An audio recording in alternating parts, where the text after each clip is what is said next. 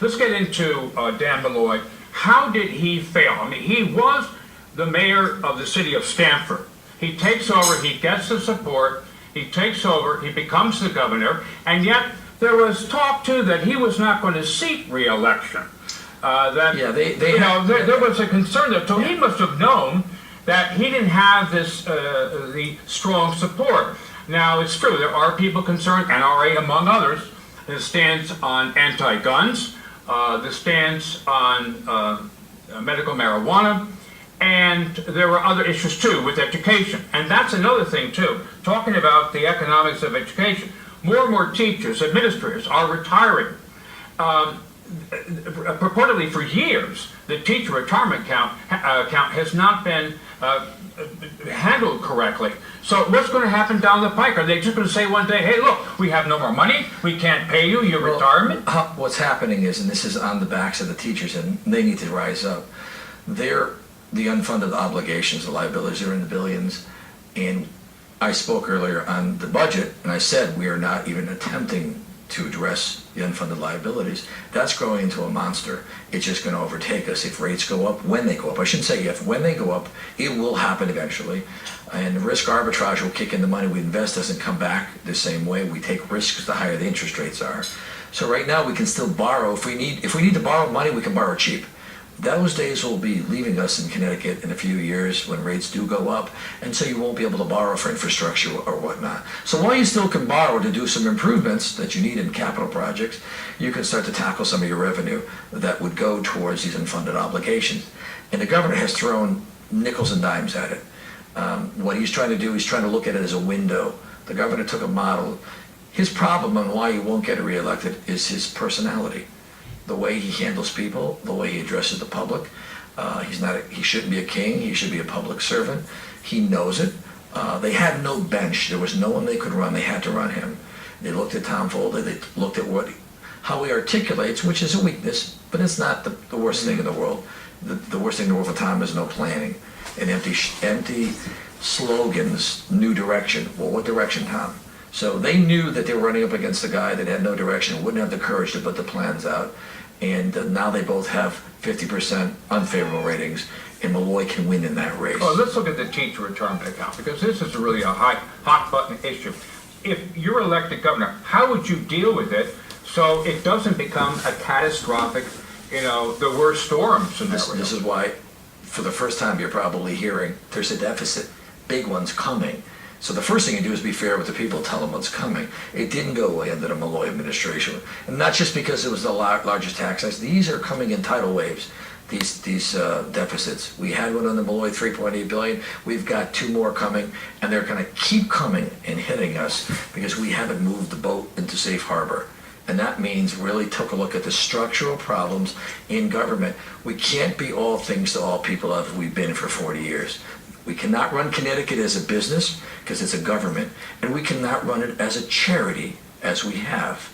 We can't keep giving money out free. I want a program where if you're on welfare, you're going to work if you're an able-bodied man and woman. Even if we have to give you money because there's no jobs or you can't work if you're not disabled or not elderly, you're going to go to work and do beautification programs, anything to get you out of the house and to receive the funds that we're giving you. We need to take a look at the entitlement programs, and all those who can work are going to work. Same thing with prisons. How do we address education in your retirement? By systemically changing each department. We have prisoners, 18 to 25-year-old young men, black and Hispanic. It's racist is what it is, allowing them in prison. They need a chance to get out. I want to segregate them from the hardcore criminals that are in there for long term. So they're in a different prison. They're actually forced to get a GED, that's a high school diploma. They have to be taken out into the workforce. For decades, I've hired men that were in manpower or labor ready that had records. We put them on commercial sites. We didn't put them with homeowners. They worked, they went home, they sweat, they slept good. They need to be reformed, the young ones, before they're lost forever in a cycle with a revolving door of crime.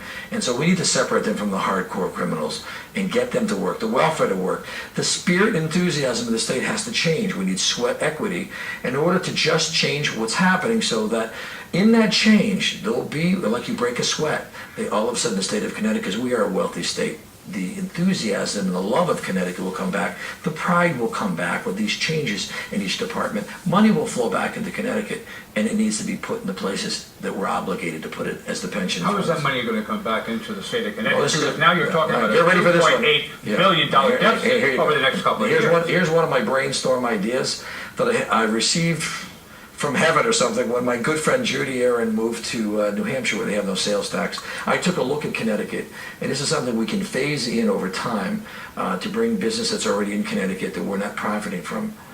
New York has a 9% sales tax, Massachusetts has a 6% sales tax, and Rhode Island has a 7% sales tax. Everyone cuts through this state. They come here.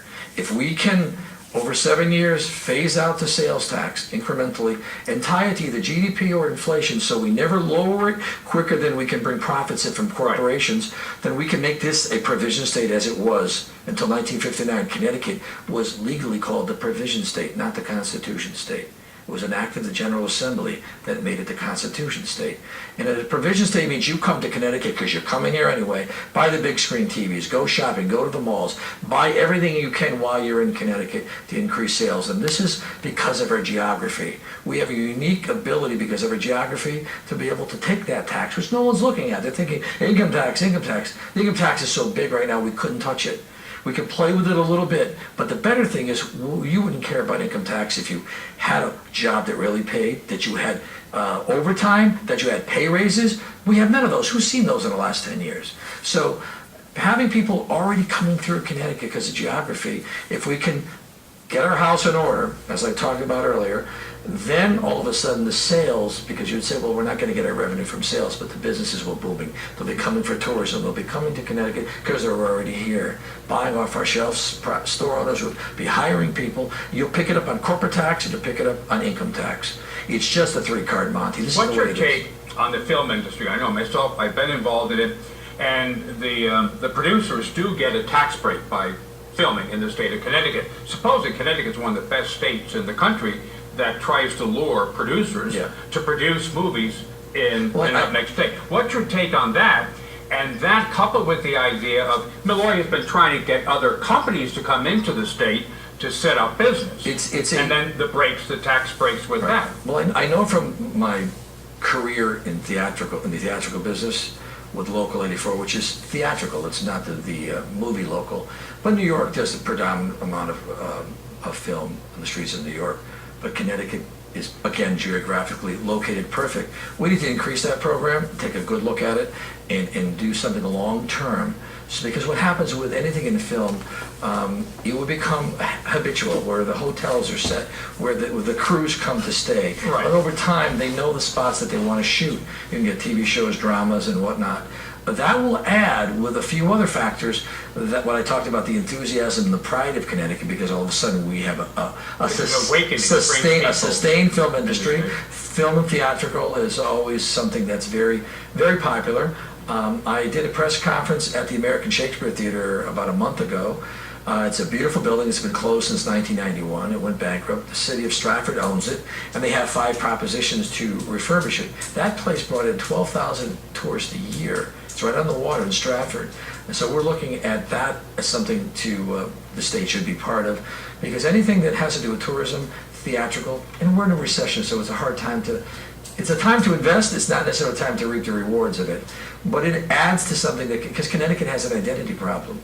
We're between New York and Boston, and people, Yankees, Red Sox, we have an identity complex, and we need to find a way to not just get money because we're a wealthy state, but what else gives us the pride? It's our leaders, it's our forward thinking, because everyone comes to Connecticut anyway. Everyone comes to Connecticut. You're going to go to the Cape and you're from New York, you're going through Connecticut. So everyone knows us, we don't know ourselves. And what about tolls on the highways? I mean, now again, that's being talked about readdressed. Well, that's been up about 6 or 7 months. Here's my take on that. In Pawcatuck, Rhode Island, in Enfield, in Danbury here, it's easier to put in tolls if you're going to do that. A little more difficult on 95 and Route 15. So that there's a feasibility problem with how can you get the tolls even with, you come through the automatic toll reader. So if you could do it, but here's the problem. Connecticut commuters from Fairfield County. So I'm looking at, I know there's deductions if you travel to New York every day in your car. I'm looking at a state of Connecticut deduction, complete deduction, maybe more than 100% deduction for tolls off your taxes. If you write off $5, you may only be worth $3 on your taxes, your state taxes. I don't want to hurt the commuters that are going to New York and forced all day long to come back and forth every day and run up a $1,500 or $2 toll bill to commute to New York. So we need to look at that, because the average person doesn't go to New York or Massachusetts, the average Connecticut resident, that many times. It's the state traffic coming through. But the big problem with all this, if we picked up $1 billion, let's put a magical number out there, the legislature would spend it. So what's the use of having more money when they won't control spending? So the controlling of spending and the cutting of spending is something we have to think about, reprioritizing where we put money. And but yes, we could benefit. I would love the toll money to stay in infrastructure, stay right in the roads and the bridges, keep it where it can't be touched, so that because we need it. Just look at the highways. And so it's a great idea if we can feasibly put it through without 5-year DOT plan to change the lanes on Route 15 or 95, and you're just tying up traffic to the George Washington Bridge. We can't do that.